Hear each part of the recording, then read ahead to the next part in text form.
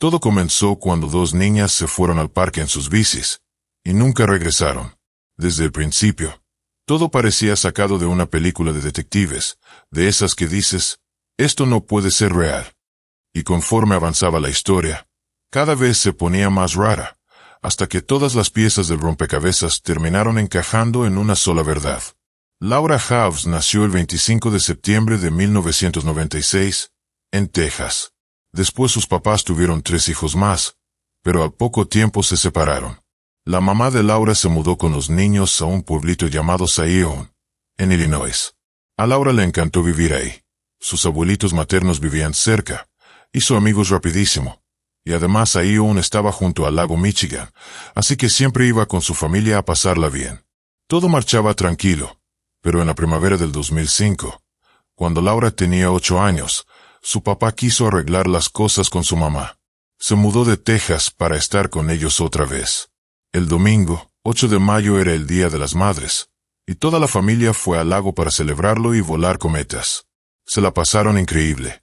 Después, Laura quiso salir a pasear con su mejor amiga, Crystal, una niña de 9 años. Iban juntas a la misma escuela y vivían súper cerca. Desde que Laura llegó a Zion, se volvieron inseparables. Se visitaban, jugaban afuera, andaban en bici.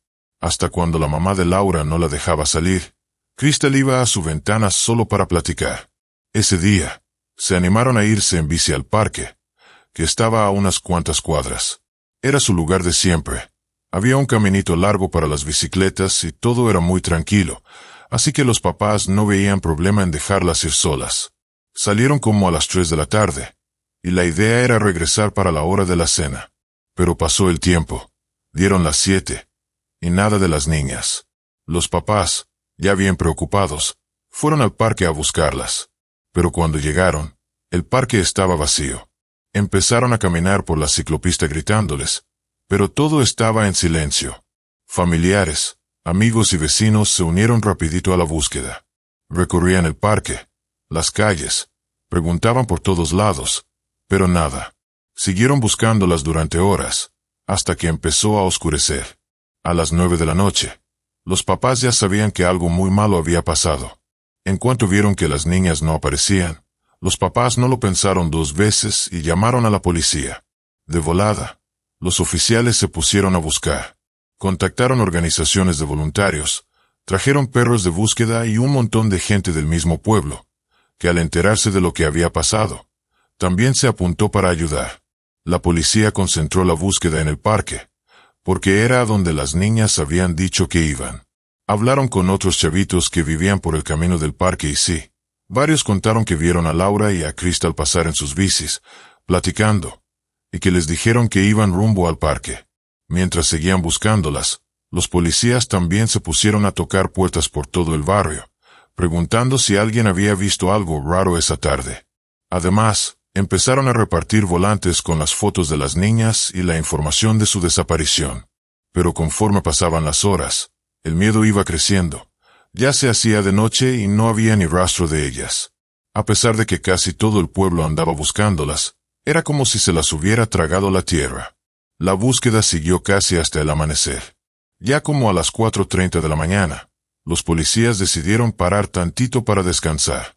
Pero el papá de Laura y su abuelo dijeron que ellos no se iban a rendir y siguieron peinando el parque. Se dividieron para abarcar más terreno. Y como a las 6 de la mañana, justo cuando empezaba a clarear, el abuelo de Laura escuchó un grito. Corrió de inmediato y encontró al papá de Laura. Pálido y en shock, había encontrado a las niñas. Los cuerpos de Laura y Crystal estaban tirados entre los matorrales, lejos del camino de bicicletas. El papá de Laura se dio cuenta enseguida de que ya no había nada que hacer. Las niñas tenían muchas heridas y había sangre por todos lados. Llamaron a la policía, que llegó en friega. Los peritos revisaron la escena y determinaron que las niñas murieron por múltiples heridas de arma blanca. Laura tenía 20 heridas y Crystal 11. La noticia cayó como balde de agua fría en Zion. Nadie podía creerlo. Un crimen tan brutal, y tan cerca de sus casas. De inmediato, la policía se enfocó en encontrar al culpable. Y aunque nadie quería pensarlo, las sospechas cayeron sobre Jerry, el papá de Laura. Les llamó la atención que él solito hubiera encontrado los cuerpos, cuando ya tantos policías y voluntarios habían revisado el parque. Investigándolo más a fondo, descubrieron que Jerry tenía un historial criminal bastante pesado. Resulta que Jerry tenía un historial bastante pesado. Desde chavo se había metido en broncas relacionadas con drogas, y hasta había agredido a personas. De hecho, hubo un incidente en 2001 que fue el detonante para que su esposa se llevara a los niños y se mudara a otro estado. Ese día, cuando todavía vivían en Texas, Jerry y su esposa tuvieron una pelea fuertísima afuera de su casa. 3 hombres que iban pasando vieron el pleito. Pensando que la mujer estaba en peligro, se acercaron para ayudar. Jerry, fuera de sí, se metió a su casa, sacó una motosierra. Sí, una motosierra, y se les fue encima. Por suerte, los tipos lograron detenerlo y lo amarraron hasta que llegó la policía. Lo arrestaron, y al final lo condenaron a 10 años de libertad condicional. Pero como parte del trato, tenía que estar reportándose seguido con su oficial de libertad. Como no, Jerry falló a una de esas citas. Así que le revocaron la condicional y terminó echándose 18 meses en la cárcel. Salió apenas unas semanas antes de la tragedia de Laura y Crystal. En cuanto salió, se fue a vivir a Zion para estar con su familia. Para la policía, todo esto pintaba muy mal. Sabían que Jerry tenía antecedentes de violencia, pero no tenían pruebas directas ni un motivo claro. Aún así, lo invitaron a declarar. Jerry aceptó ir a la estación de policía. Ahí, poco a poco, los detectives empezaron a apretarlo. Fueron más de 20 horas de interrogatorio. Al principio, Jerry negaba todo. Juraba que no tenía nada que ver, que él y su esposa se dieron cuenta de que Laura no regresaba, que él salió a buscarla, y que fue así como encontró los cuerpos en el parque. Pero después, poco a poco, empezó a contradecirse. Y ya bajo la presión de los oficiales, terminó soltando una confesión. Contó que aquella tarde se había ido a buscar a su hija, y que la encontró en el parque junto con Crystal. Se enojó porque Laura había salido sin permiso, y le exigió que se fuera a casa con él. Laura se negó, y Jerry la jaló del brazo para llevársela a la fuerza. Crystal, al ver eso, se metió y le gritó que la soltara. Según Jerry, Crystal sacó una navajita del bolsillo y se la mostró para defender a su amiga. Esto hizo que Jerry se descontrolara por completo. Le quitó la navaja y, en un ataque de furia, apuñaló a las 2 niñas varias veces. Luego dejó sus cuerpos escondidos entre los matorrales del parque y se fue caminando como si nada. Ya por la mañana, fingió que las había encontrado para tratar de desviar las sospechas. Mientras confesaba, Jerry lloraba, pero aún así firmó su declaración y la repitió en video. Iba caminando por la terracería y me topé con Laura y su amiga Crystal. Empezó diciendo Jerry. Le dije a Laura que ya se regresara a la casa, pero ella se me puso al brinco. La agarré del brazo, pero se quiso zafar y me gritaba que la soltara. Crystal también me decía que la dejara en paz. De repente, Crystal sacó una navajita del bolsillo y volvió a decirme que la soltara. Laura me empezó a pegar, y ahí fue cuando le solté un puñetazo en la cara. Se cayó al suelo. Cuando la familia de las niñas se enteró de todo esto, no podían creerlo. ¿Cómo iba a ser posible que el propio papá de Laura fuera el asesino? Sin embargo, la esposa de Jerry luego confesó a la policía que ella siempre había tenido miedo de que algo así pasara, sabiendo el pasado violento de su esposo. Al final, Jerry aceptó su culpabilidad y lo arrestaron mientras esperaba su juicio en prisión. Poco después, el fiscal anunció que buscaría la pena de muerte para él. El proceso legal se alargó muchísimo. Mientras tanto, surgieron cosas bastante interesantes. Resulta que, cuando a Jerry le asignaron un abogado, cambió su versión. Ahora decía que él no había matado a nadie. Según su nuevo testimonio, había confesado porque los detectives lo habían presionado muchísimo durante más de 20 horas de interrogatorio. Decía que lo amenazaron a él y a su familia, que hasta lo golpearon, y que para ese momento ya llevaba más de 2 días sin dormir. Estaba hecho pedazos emocionalmente, después de haber encontrado a su hija asesinada. Según Jerry, los policías le dijeron que si confesaba lo dejarían descansar. Básicamente, le armaron toda una historia de lo que seguramente había pasado, y él, en su estado, simplemente repitió todo lo que le dictaron. Luego le pasaron una hoja con la confesión escrita para que la firmara y la leyera en cámara. Su abogado trató de que revisaran el caso, pero el juez se lo negó. La fiscalía alegaba que Jerry había confesado por voluntad propia y que había reafirmado todo en video. Aunque Jerry se retractó de su confesión, tuvo que enfrentar un juicio completo, con jurado y todo, lo cual alargó todavía más su proceso. Años después, su defensa encontró algo muy importante. Resulta que, al principio, no había ni una sola prueba sólida en su contra. Así que el abogado se enfocó en investigar a fondo y descubrió que los médicos forenses ni siquiera habían hecho un examen completo de los cuerpos de las niñas. Solo realizaron los procedimientos más básicos. Los forenses hicieron algunas cosas básicas, que si tomar muestras, que si raspar debajo de las uñas de las niñas, y así. Pero después guardaron todo en el refri y nadie se preocupó por analizarlas. Así como lo oyes.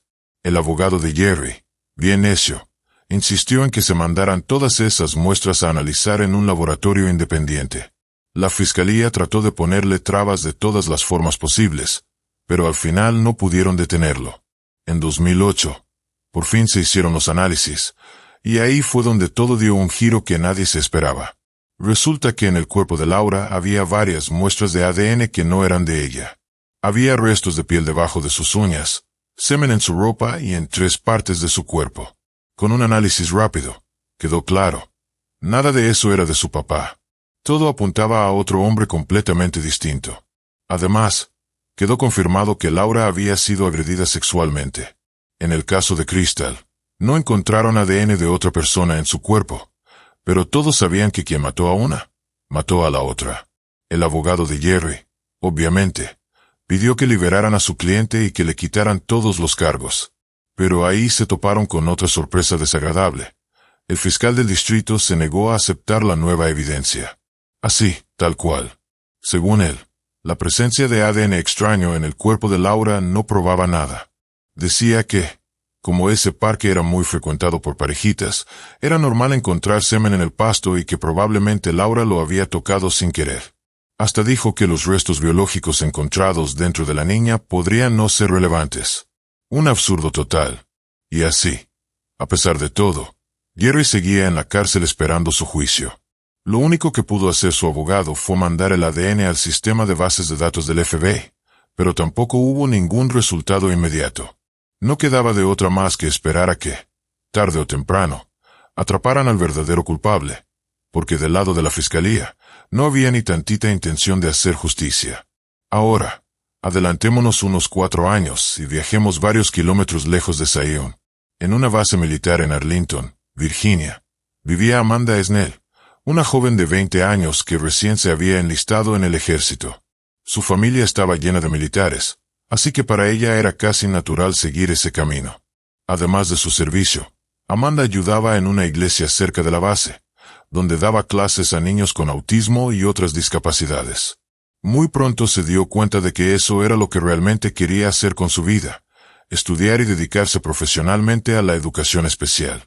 El 13 de julio de 2009, Ese día, Amanda no se presentó a su servicio, y eso encendió las alarmas entre sus compañeros. Preocupados, fueron a buscarla a su cuarto. Tocaron la puerta, pero nadie contestaba. Se dieron cuenta de que la puerta no estaba cerrada con llave, así que entraron. Todo estaba impecable. La cama tendida, sus cosas acomodadas perfectamente, pero Amanda no estaba por ningún lado. No fue sino hasta que abrieron el closet que encontraron algo aterrador.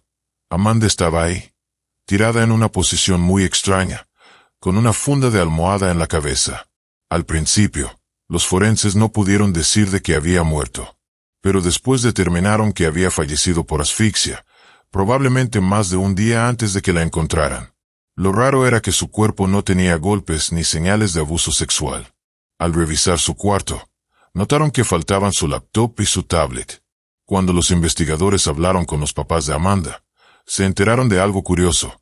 Ella sufría de migrañas muy fuertes, y a veces, cuando no aguantaba el dolor, se encerraba en un cuarto oscuro y se tapaba la cabeza con una funda de almohada para aliviarse un poco. Tomando eso en cuenta, los detectives pensaron que tal vez Amanda había tenido un accidente trágico. pero tampoco descartaron del todo la posibilidad de que alguien la hubiera matado. Afuera del closet encontraron la huella de un zapato de hombre, aunque no lograron identificar de quién era. Así que la investigación siguió abierta. Avancemos a febrero de 2010. Una mujer de 26 años salía de la estación del metro en Arlington, caminando hacia la casa de su novio. En plena calle, un tipo desconocido se le acercó, le mostró una pistola y le ordenó que subiera a su coche. Aunque el tipo la amenazaba también con un cuchillo y la agarró del brazo, ella logró soltarse. Como buena estratega, le aventó su bolso para distraerlo y salió corriendo hacia la casa de su novio. Al escuchar los gritos, el novio y sus amigos salieron corriendo y llamaron a la policía. Para entonces, el agresor ya se había pelado. Pero al menos, la chava pudo dar una descripción muy detallada del tipo y hasta se acordó del modelo de su camioneta, una Dodge Durango color beige. Con la información que ella proporcionó, hicieron un retrato hablado y empezó la cacería del sospechoso. Un par de semanas después, el 27 de febrero, dos mujeres de Arlington regresaban a casa después de una noche de fiesta con amigos. Justo cuando estaban en la puerta de su casa, el tipo se les fue encima por la espalda, sacó una pistola y les exigió que le entregaran sus carteras. Las mujeres, nerviosas, le dijeron que no traían dinero. Entonces el agresor las obligó a entrar a su casa y las amarró de las manos.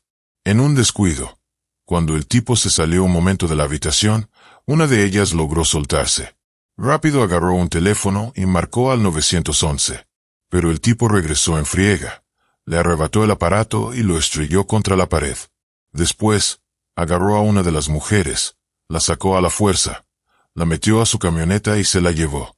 Condujo un rato y luego, en un lugar apartado, abusó de ella.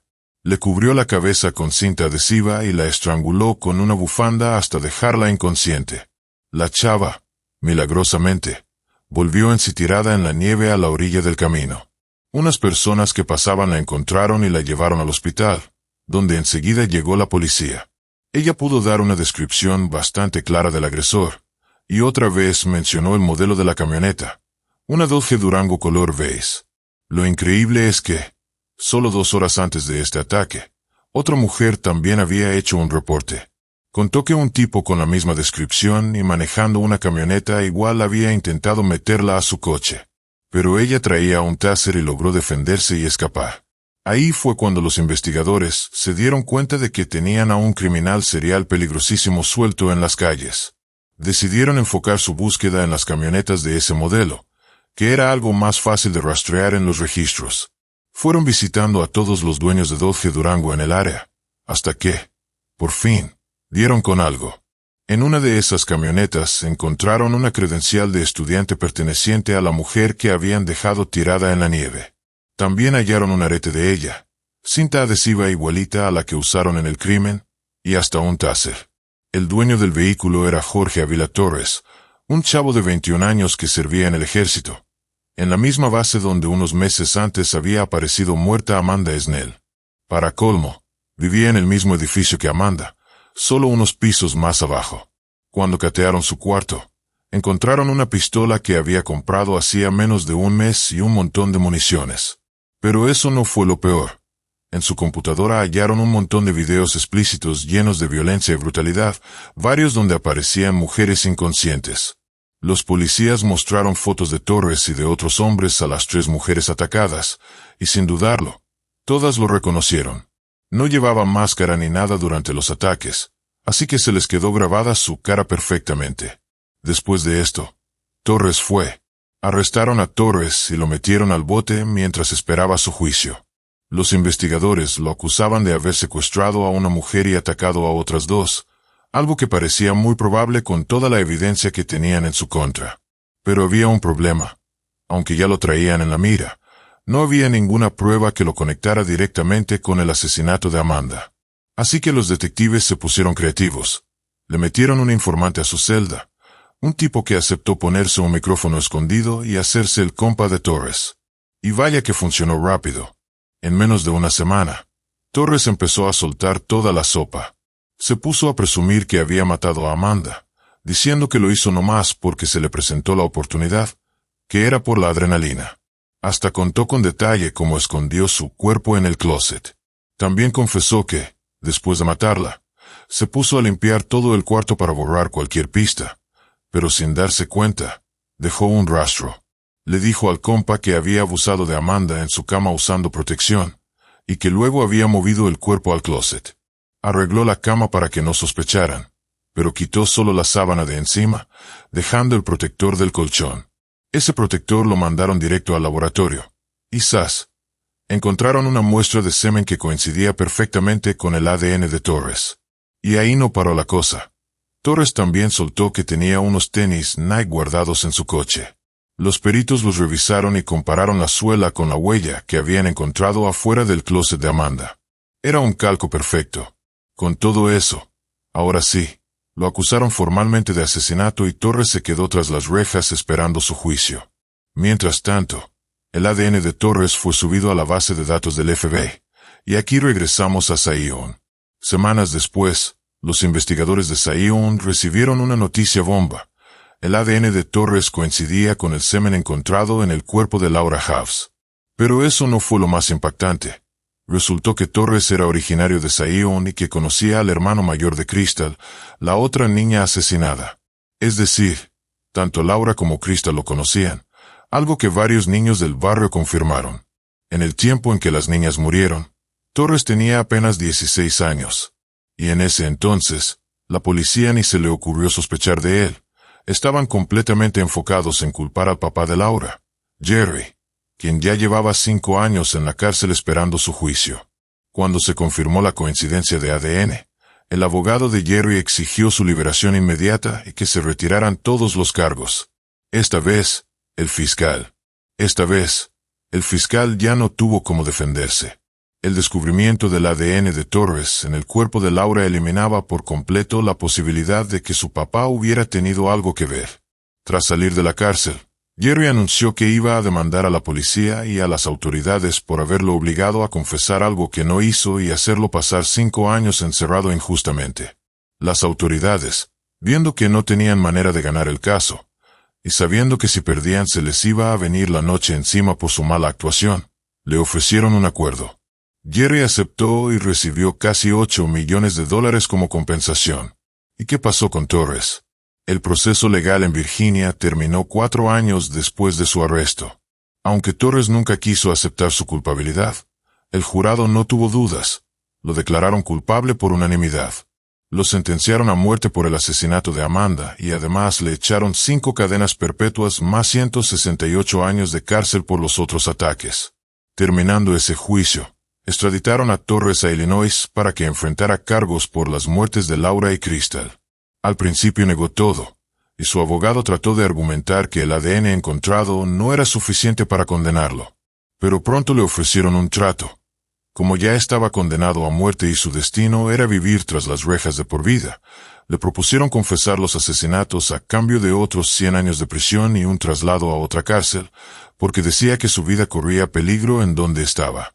El trato no requería que contara todos los detalles, solo que admitiera haber matado a las niñas. Torres aceptó, y hasta la fecha sigue en prisión, esperando una ejecución que, como pasa muchas veces, podría tardar años o incluso no llegar. ¿Y los policías que obligaron a Jerry a firmar una confesión falsa? A ellos no les pasó absolutamente nada. Jerry, tristemente, no pudo rehacer su vida. Cayó en las drogas. Lo arrestaron por resistirse a la autoridad y hasta se fugó, por lo que acabó recibiendo una sentencia de 2 años más en prisión. No logró reconciliarse con su familia y después de salir de la cárcel, se fue a vivir a Texas. En una entrevista, Jerry confesó que aquella confesión forzada arruinó su vida para siempre. Cuando le preguntaron por qué había confesado algo que no hizo, él simplemente dijo: "Encontré a mi hija muerta. No tuvieron que romperme, yo ya estaba roto". Y para cerrar, vale la pena decir que la policía local y la fiscalía del condado recibieron un montón de críticas de medios nacionales y del público en general.